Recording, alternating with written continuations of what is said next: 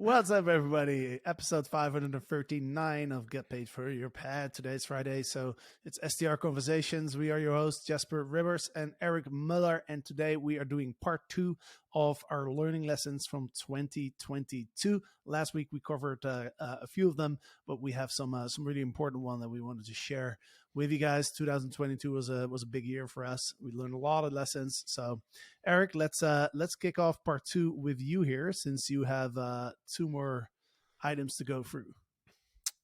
Yeah, I mean, dude, this is one of the biggest learning lessons I've ever had in business. And it sounds pretty simple, but I've literally been preaching this to everybody. And it's just been coming up in mind consistently since I had the aha of this experience. But what I wrote down here, and this is something that is in my journal, and, you know, I go through a process every morning now, you know, looking at my goals for the year, for the month, for the day, the whole thing. And then I write out a couple of these learning lessons that I just revisit so they stay top of mind. This to me has been one of the most powerful. It's believe in your product and fight like hell for your people. Right. So believe in your product and fight like hell for your people. And how this came up was, you know, for overnight success, we had a really powerful team member leave in the middle of a really big, you know, we're getting ready to scale Legends X, and kind of what we're going through now, where we're having, you know, these students enroll and, you know, working with these companies all around the world. And we had a team member there who we really believed in, left the company for a different opportunity. And at the time when that happened, I didn't believe in what we were doing strong enough to fight for this person to stay in the company. And what I realized is that as a business owner and the hosts that we work with, the students that we work with, this is something that comes up a lot for business owners, is that I've been dealing with this since the beginning of my entrepreneur career, is that I don't fully believe 100% in my product. And that could be, you know, what we're doing with Legends X, or that could be with my listings or our listings in FreeWild, and what we're doing there, because we're so involved in the day-to-day business. We know every single little thing that's working and not working, how far we are from the total vision of completion, and, you know, all the things that we can take this product to completion or, you know, perfection. So when these issues come up, I recognize that I didn't fully believe in what we were doing and where we were going. And I didn't fully believe in our team's ability to accomplish what we are accomplishing now, just 2 months after this scenario. And I recognize, I'm like, man, as the leader, as the business owner, I have to believe 100% about this vision, the product, and where we're driving, where we're going with this company, and who we're impacting. And then we have to fight like hell to keep the people that we believe in our organization, right? So, you know, for product, what that means is everything from your short-term rental listing or listings to your customer service, so the experience of the guest, and then your brand of your business, right? So you have to believe that we're not just taking Airbnb listings, listing it and forgetting it. We have to believe that our product is the best in the market for people searching for X, Y, and Z, right? Whatever we're bringing to the market. We have to believe in that more than we have to believe that we're bringing a better product to the marketplace than any other host around, right? And that challenges us to bring the experience up to the next level. And then we got to believe in our people and fight like hell to keep them in the organization. So if we find good cleaners, we got to do everything possible to keep those people in the industry or in our business, right? What do you need to support you? Do you need a raise? Like, do you need more listings? Do you need more help, right? Whatever that is, we got to fight like hell to keep them in. Because what I notice is, as we start growing our businesses, there's so much doubt. It's such a vulnerability to be a business owner and an entrepreneur, that there's so much doubt that comes up. And if we allow that doubt to dictate our decisions and our communication and our Well, I'll leave it at that. Our decision making, what happens is that your product starts, those fears start driving where the company actually goes, the experience, the money, the whole thing, your happiness in your business. So I recognize that, when we're taking risks and I'm not 100% confident about what I'm doing and I allow my doubts to control my decisions, you know, incredible things stop happening. Like people that you believe in start disappearing. They stop believing in you, and that really sets the energy within your company, right? So that was by far one of the biggest learning lessons I had. Believe in your product and fight like hell for your people. And man, ever since I came up with that, I came to that conclusion. And I don't know if you noticed the fire under my ass in the last few weeks here, last month or so. Not only in overnight success, but what we're doing with Free Wild and the excitement behind that right now. So yeah, what's your feedback on that? What came up for you? And then, I know I shared that with you. So what was a learning lesson in that for you? Yeah, I mean, I the first thing I'll say is I think it's very natural for human beings to doubt yourself, right? Yep. So it's also very natural to doubt your business. All right. I mean, I think everybody who's listening to this, if you have a business, you've probably been in the same spot. Like we always have these moments where we're like, okay, is this what I want to do? Is this like good enough, right? For my customers? Like we always have these doubts. So I agree with you, like, because you can feel when somebody's confident, right? And it's attractive. It's attractive, in any type of relationship, whether it's a business relationship or whether whatever type of relationship it is, it's people are drawn to like clarity and confidence, right? Right. And so for us as leaders in our business, yeah, it's very, very important to exude that confidence to our team members, because they're gonna, it's important for them to feel that because it makes them feel more confident as well and makes them want to stay, right? The question I have for you is what have you done? Like, how do you get yourself to a place where you can feel that confidence in the business? Yeah, dude, awesome question, because I put a lot of thought towards that, of like, how do I, one is the reflection process. Like the reason why you and I found it so valuable to do a couple of podcasts on our learning lessons of running two companies here is the reflection process at the end of the year of recognizing what did you achieve, what didn't you achieve, and what were the lessons through that process. That becomes so valuable. Most people don't pay attention. They just kind of keep pushing the goalposts forward. They kind of wake up and just get after the task. They're not really focused on the learning lesson, the journey that they're on. But then I started, a big win for me last year was, the amount that the amount of educational products I consumed. Like I've read more books than I ever had in my entire life in 1 year last year. The amount of podcasts, the amount of courses I went to, coaches, events, all that stuff, just to kind of focus on how do I become a better leader at what I'm doing. And I started studying the greats in the world. And, I'm a big fight fan, boxing, martial arts, MMA. And I started recognizing, like, I was studying, I was reading a book about Mike Tyson. I was studying about John Jones, an MMA fighter. And I started recognizing, like, the greats in the world that we look up to. They're like, wow, look at these men that are so confident stepping into the arena in front of the world, and they make it look so freaking easy. What we don't see is behind the scenes, right, of the training and the every single day training that they go through, the mental doubt that they have and that they're fighting on a daily basis. Mike Tyson used to throw up before every single fight. He used to, in the back, he would want to quit. He didn't want to go in and fight. This is Mike Tyson at his prime. You know what I mean? Like the heavyweight champion of the world, everyone was terrified of this man. And what he was terrified about the most was his own demons, his own fears, his own doubts, right? So even the people that we look up to as, the greats, the gods, the people that are unbelievable at what they do, they all have this same exact challenges of complete doubt of their abilities. Did they work hard enough? Did they train hard enough? Are they even worthy of being in the ring?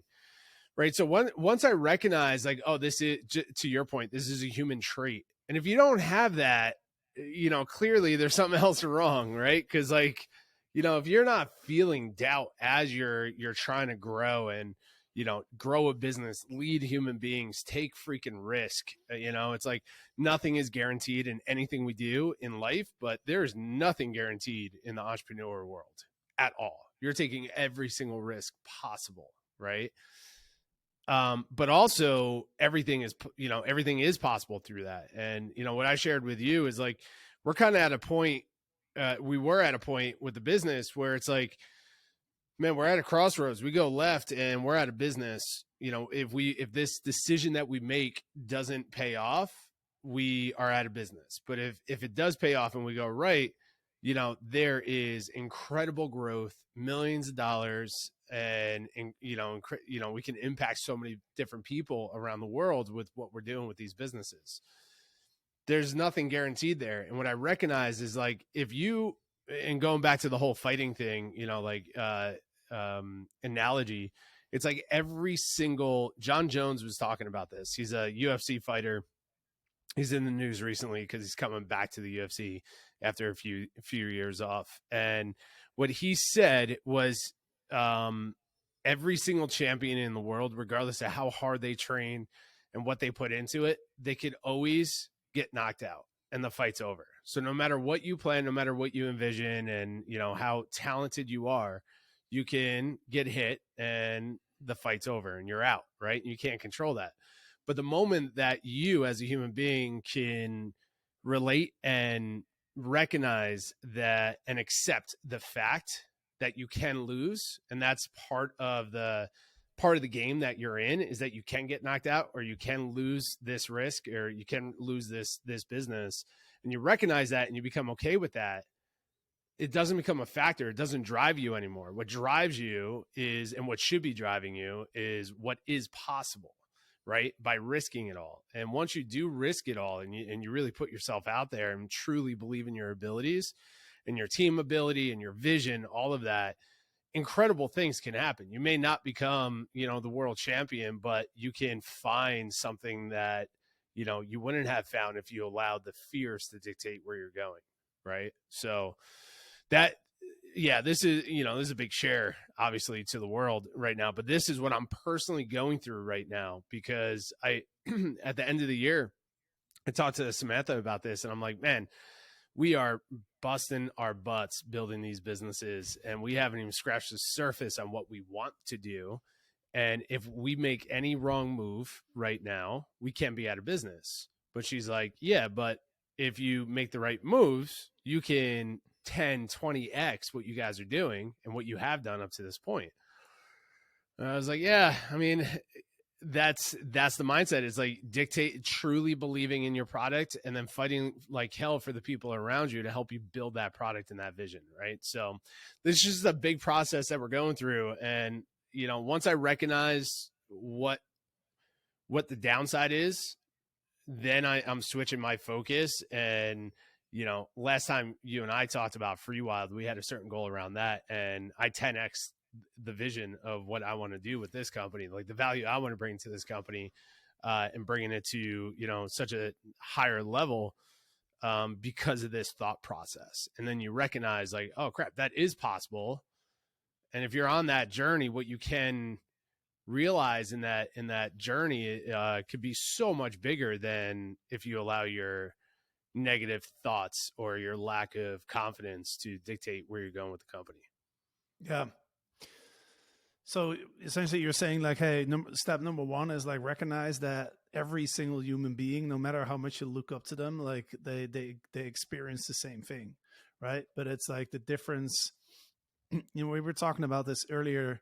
There's this quote that we saw where it's like, the difference between a small business owner and a medium size or large size business owner is just the belief and the mindset, right, of being able to get there. So it's recognizing like, look, we're in the end of the day, we're like all very similar as human beings, right? And so it's not just us that are experiencing this, but I would also say what helps me personally is celebrating our wins, recognizing our progress, and also take a moment to look at the change that you are affecting, how you're affecting the world, right?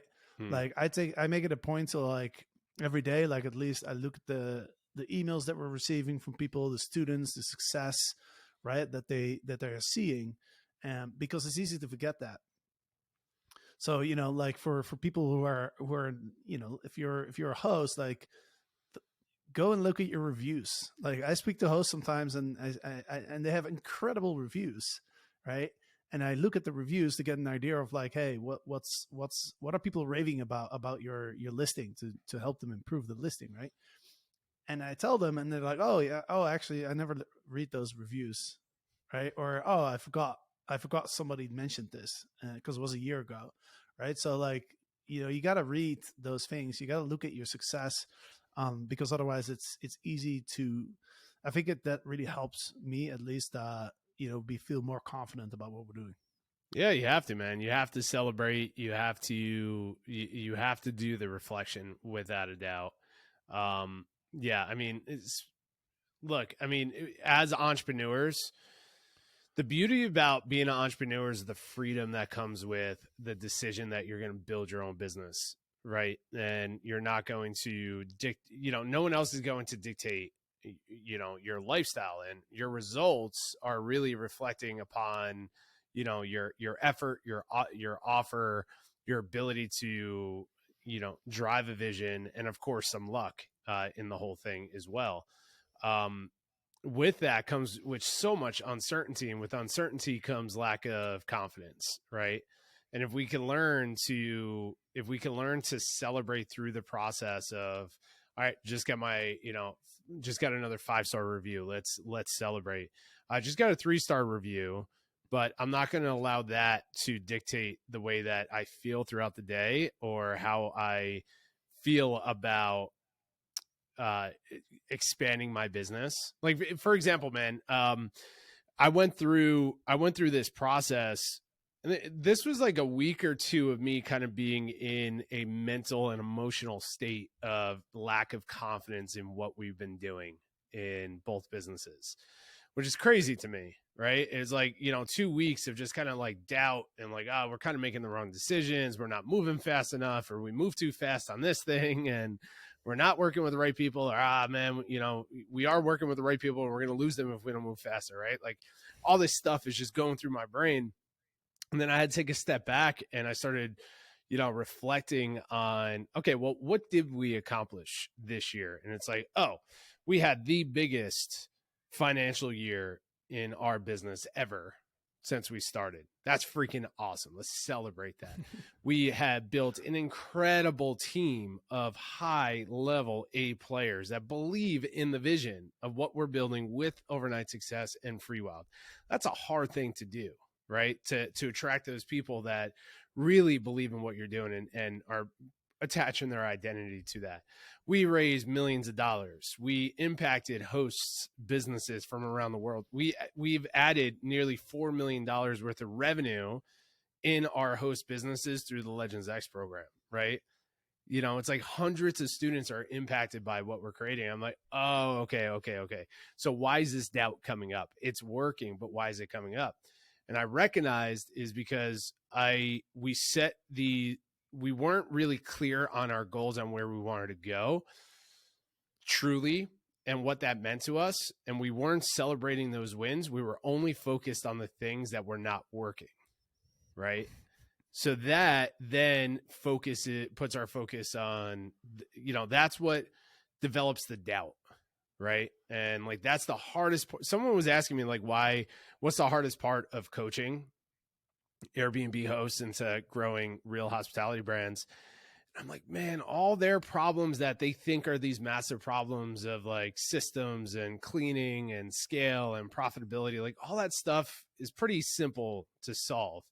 The hardest part is the mindset that's behind it, right? And we all struggle with that. And if you're not struggling with that and you just believe that you're great, everything's going to work and you're doing everything perfect and, you know, all of that stuff, there's some, you know, there's some problems with that, right? Like if you're feeling doubt through the process, you're a human being, and you got to recognize like the most successful humans on the planet experience that the same type of doubt on a daily basis. They've just learned how to overcome and override the mental talk, and then just every single day focus on one thing, moving it forward, positive, and then celebrating when they can, reflecting and celebrating.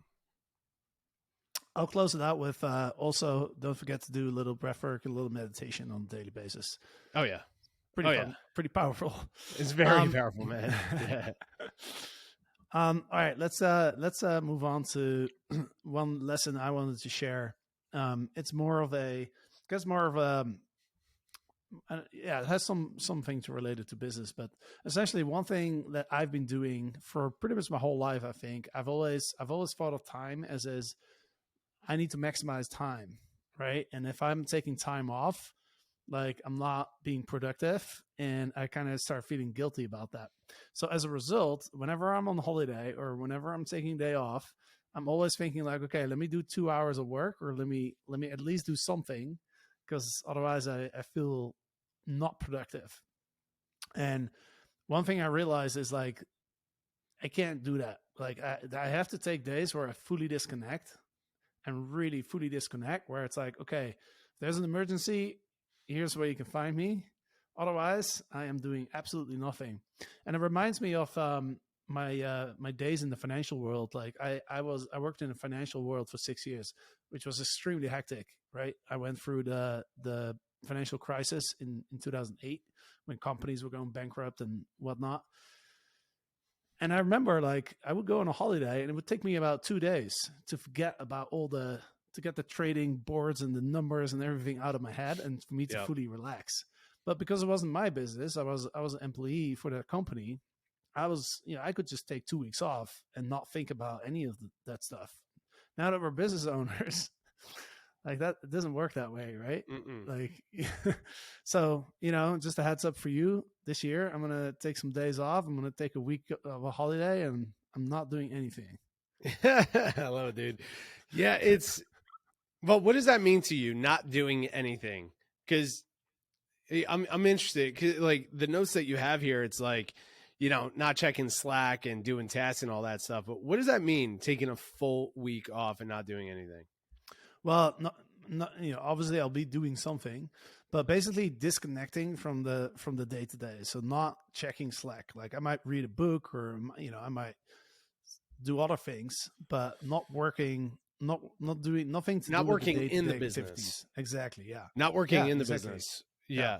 Do you consider, so this is an important part here, is like when you're saying taking a week off or a day off, whatever that is, to work in the business, that is, being on calls, meetings, tasks, dealing with cleaners, dealing with, customer service, like all this stuff that makes the business move forward. Are you also considering disconnecting from working on the business, or is that the time that you start working on the business as far as vision and reflection and planning? Sure. Yeah, no, because I think I feel like that comes natural when you're disconnecting. Because when you're a few days, like not doing all the day-to-day stuff, your mind is automatically going to go to that place of like, hey, let's take a higher level view. Let's take a 30,000 foot view and look at look at your life, and like your business is a big part of that. And you start thinking about these things, right? And that's why I think it's so important to make that full disconnect. So it's an interesting part, man, because, I hear, again, another, UFC reference here. I hear Dana White talk about how he hates taking vacations. He absolutely hates it. We kind of talked about this last week, of like matching your work ethic to your goals, right? He absolutely hates taking vacations because he absolutely loves what he's doing, and he wants to continue to scale his company and do what he's doing. So he takes like 1 or 2 days off at max. He's like, after 5 days, I start going crazy. I want to get back to the office. And I always thought that was crazy. Kevin Hart talks about the same thing, right? If you look at what Kevin Hart accomplished in 2022, it's unbelievable what one human being was able to accomplish in that year. Elon Musk, same thing. Like all these high level individuals are playing at a high level. They take very few days off of their business, but they do take time off to get out of the day to day. And when they are on their time off, they're working on their business. That's the time that they take to continue to work on the vision and reflection, right? Or focusing on something of growth, reading a book that will impact what they're currently doing, right? So my argument is there is no days off, right? Because as an employee, you can punch in and punch out. I remember those days, right? When on the construction site, you clock out at 3 p.m., you put your tools down, you go home, and you don't have to think about anything until 7 o'clock in the morning again, right? For me, I don't think I've had a day off like that in, man, I don't even know the last time I did, because the moment that time is starting to go down, I'm in front of my journal and I'm reading, I'm thinking, I'm meditating with it. I'm going through that process. Even now, like when I'm working out, I'm in the mindset of like solving problems, high level problems, right? Do you think it's healthy to disconnect from that, or do you find that time is necessary as well? If you're a person that's focused on goals and achieving greatness in their life. It's a good question. It's a good question because, like, honestly, like in the last few years, I feel like I've hardly disconnected from the day to day. So I would have to experience that. I've had maybe some days, but like it's hard for me to completely kind of disconnect because I'm always thinking like, oh, let me check Slack and let me see what's going on, or let me go on Airbnb and like check some messages, and like it's hard for me to disconnect. So that's one of my goals for this year is to disconnect and then experience that. Yeah, it's interesting because I see some entrepreneurs out there that they're partying on the weekends, or they're taking time off and they're traveling the world and they're like doing all these things. And to me, I look at that and I look at their statement of what their goals are compared to the lifestyle and the effort that they're putting behind achieving those goals. And I realize I'm like, they're leaving a lot on the table because to them it's air quote balance, right? They're trying to find life balance between the two. And I think it's possible to create a lifestyle business that pays for your lifestyle if you want to do that. If you're structuring that way, but if you're trying to achieve large goals, if you're trying to achieve what we call a legacy business, right? Generational wealth, all of that, it takes such a effort to where it's like, it's so difficult to turn off from that stuff. I'm not talking about working in the business. That I agree. We always have to disconnect from that, especially as leaders. We got to disconnect from that to work on, working on the business. Rockefeller was known for spending most of his time in thinking time. So he spent nearly 6 hours a day thinking and journaling and writing and solving problems, not taking any meetings, not being on the job site, not dealing with any of that stuff, to strictly focus on solving the biggest, like he believed his vision, his biggest value for what he was creating was the vision, right? So yeah, I'm excited for you to explore this, man. I think disconnecting from working in the business is 100% necessary for business owners. I would love for you to follow back up and let us know, like on those days off, where's the mindset going and where's your effort actually going? Is it truly disconnecting, or are you still spending time working on the business in your mind and journaling? All right. Well, I'll let you know. Awesome, dude. All right, let's go to last topic for today. I'll pass it to you since this was something you wanted to bring up. Yeah, so we're gonna do another podcast on this topic directly, and we're gonna be doing a lot more. We're gonna do a YouTube video on this. We're gonna do some social on this, but I wanted to end it with this. This was like a bonus takeaway that I have. I am seeing this everywhere. Hashtag BNBBUST, right? I'm seeing it everywhere. All the air quote TikTok gurus and YouTube gurus and all these people out there that are essentially marketers at the end of the day are creating this term called BNB bust, right? And at first I started looking at it, I'm like, oh, well, maybe the market is crashing. Obviously occupancy rate across the board has slowed down and shrank in many markets around the world. But BNB bust, everyone's talking about this model of the industry is crashing. It's a terrible time to be in Airbnb or short-term rentals. No one's making money. And what I recognized was that in times, human beings are just so uncomfortable, again, with uncertainty and change, right? So for how many years have we been just growing as a world economy, right? Even during the pandemic, we had a little blip, but then we had this explosion in the market, right? Across the board and in every industry.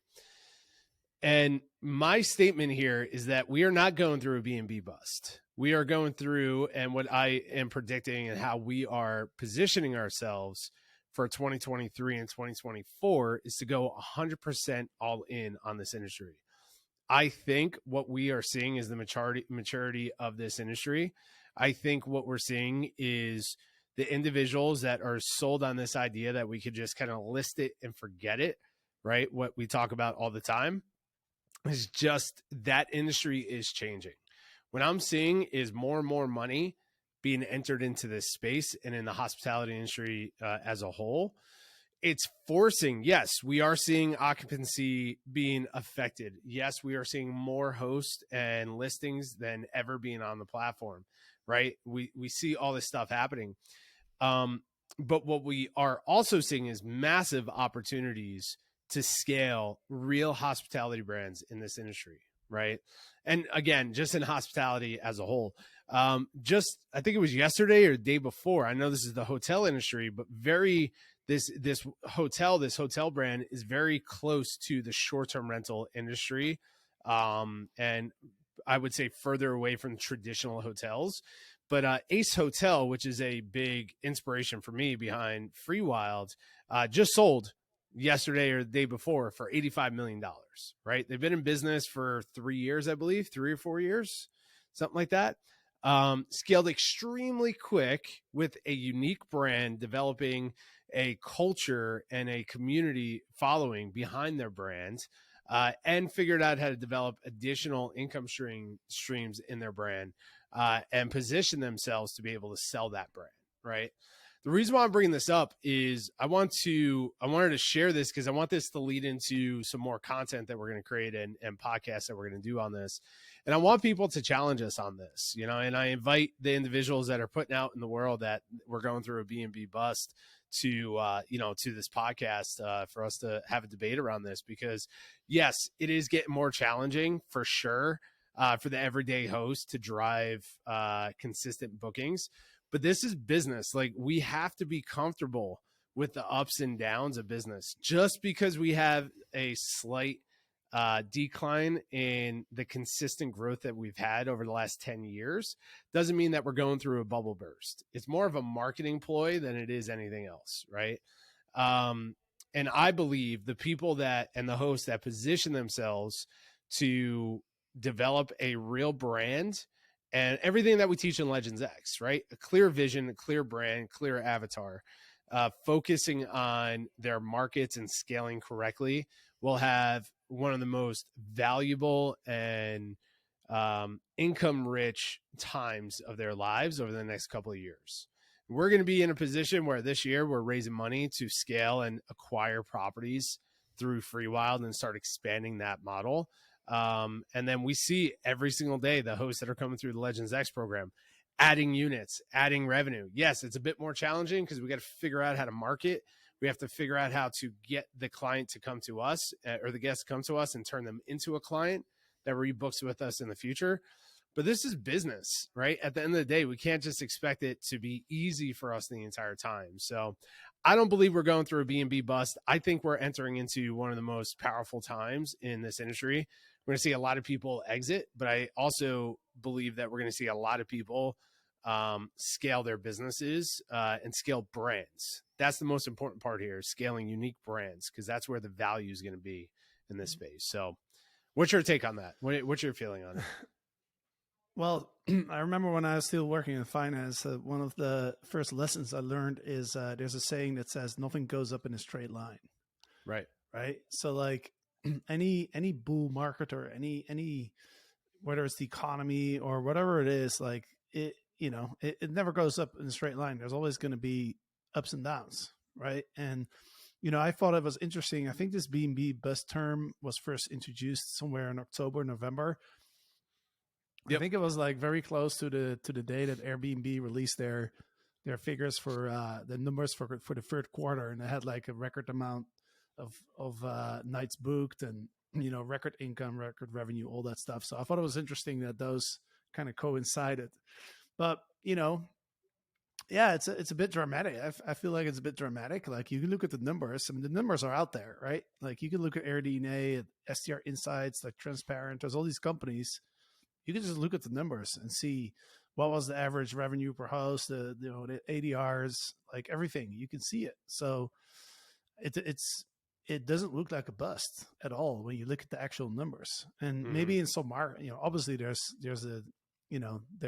different markets, discrepancies between markets, but in the end of the day, I mean, we went through COVID, we went through pandemic where Airbnb canceled all the bookings, right? In March 2020. A year later, most hosts had a record year, right? Oh yeah. So, I Yep. mean, yeah, I mean, my thoughts on that is just, you got to focus on the long term. You got to put your Exactly. focus on how are you driving value? What's the demand? What does the market need, right? How do you fulfill the needs of the customer the best way? How do you drive value to their business? Consistently focus on that. And then, yeah, there's going to be some years you do better than other years, but in the long term, you're going to be successful. The Yeah. people, because also like, there's this, when people talk about recessions, oftentimes they talk about it's a necessary medicine, right? To rebalance, right? So Like like, a for forest example, fire. now, it's like, when the economy is booming, there's all sorts of people that start businesses and they can make money because there's a boom, right? But really over the long term, there's too much supply, right? Right. So when the boom's over, like those people the weekends go out of business. And it's the same thing in the short-term rental industry. Like the boom has attracted a lot of hosts, so there's a lot more supply on the market right now. If demand goes down a little bit, a lot of those hosts are going to quit, right? Because they're not really in it for the long game.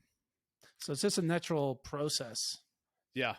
Yeah. I think you have to be, I think you have to decide what game you're playing in this space. Are you doing the side hustle, just trying to hustle to make money, and you're just looking at this as, like Amazon direct shipping style of like, I'm just going to do anything to make money right now. If that's you, you're going to feel it more than the individual who's focused on building a real company within the short-term rental space. And when I say real company, I say this all the time. It doesn't matter if you have 5 listings or 500 listings. It's all the same approach to what we're doing here, right? But if you're focused on that long-term, focused on the customer, the experience, you believe in your product, you surround yourself with incredible people, sure, you're going, like, we don't ever want just a straight line, as you were talking about. I just watched the Madoff documentary on Netflix. If you haven't watched that, man, I highly recommend it. It's like 4 or 5 episodes, but it really goes deep into that. And he, like, perfect example of it, right? Like, they looked at his 20 years of investing, literally a straight line. He never lost ever, right? Well, it was a Ponzi scheme, right? So the moment that the market crashed, he just disappeared. Like, everything just came crumbling down for him. It wasn't a real business. And the mindset of, like, people are always looking for the biggest returns, the fastest returns with the minimal effort put into it, right? Being a business owner, especially in the short-term rental hospitality space, we got to put our effort into it and look at all of the hotels throughout. We have history to look at, right? It's like the hotel industry has been through every single up and down in the economy for the last 200 plus years, right? In the states that we can measure, it's like they, for the majority of it, they make it through, right? We just have to treat our Airbnb business, short-term rental business, as a real business. And we have to work in marketing. We have to work in, understanding our avatar, who we're marketing to, what our product is, our customer service, all of that, so we can grow. But then also position yourself. If you're an individual that connects with us, like our mindset is like, how do we develop a $1 billion business here over the next 10 years, acquiring properties around the world? This is the perfect time. Like the decisions you and I are making, it's like, how do we get more money around us? How do we get more investors? How do we get more educated people around us that can help us build this thing? Because in my opinion, over the next few, months, in the next couple of years, there's going to be huge opportunities to buy short-term rental management companies, huge opportunities to buy short-term rental real estate, right? That's existing, boutique hotels, old vacation rental communities. Like that's the stuff that we're going to be buying up and taking over. Right. So yeah. And then also lastly, we'll do another podcast. We'll leave it on this. We're going to do another podcast on rental arbitrage, because if anything is busting, it's rental arbitrage. Right. And we can get into why that is. But it's a scary model right now to continue to grow because of the amount of debt that you have to take on to grow that thing, versus focusing on properties that you can cash flow through property management or co-hosting, and leveraging that to acquire real estate, right? So if anything, the individuals that are leveraged high on their properties and only focused on high cash flow going through their businesses, they're going to be affected the most. And that's through the rental arbitrage model, right? But even there, I'm positive that the right people can figure out how to make it work. But I see those are the individuals that are going to be affected the most in any blip in the market, right? And we saw that during COVID. Biggest companies in the world that were raised millions of dollars, that had all these leases, the moment the market, hiccuped, they went out of business. It was crazy. Yeah, for sure. Rant over, man. Rant over. That's it. I'll close it up with two things. Number one is, I can't remember whose quote this is, but the most amount of wealth is generated during a downturn. Yep. Yeah, there's more millionaires made in recessions and depressions than any other time in history. Exactly. Yeah, I can't remember whose quote that is, but I definitely believe that that's true, right? And number two is, that the Chinese word for crisis is the same word for opportunity in Chinese. So downturn is also means opportunity. It's the same thing. And what's that word? I want to hear your Mandarin. Damn, I forgot. I can see ni hao though. That means hello. And wo hun means I'm hungry. I lived in Taiwan for 6 months, so I speak a little bit of that. All right, I love it. Cool, yeah, man. That's awesome, man. Yeah, nothing but opportunity ahead of us. So, sweet. This is an awesome podcast, and we'll map out what we're going to talk about next week. But I want to go into the opportunity of short-term rentals right now. So, but that's it, y'all. Those are our learning lessons. Hopefully, those rants were valuable for you guys. All right, everybody. Thanks for listening. We'll be back on Monday with another episode of Get Paid for Your Pad. Have a great weekend. Adios.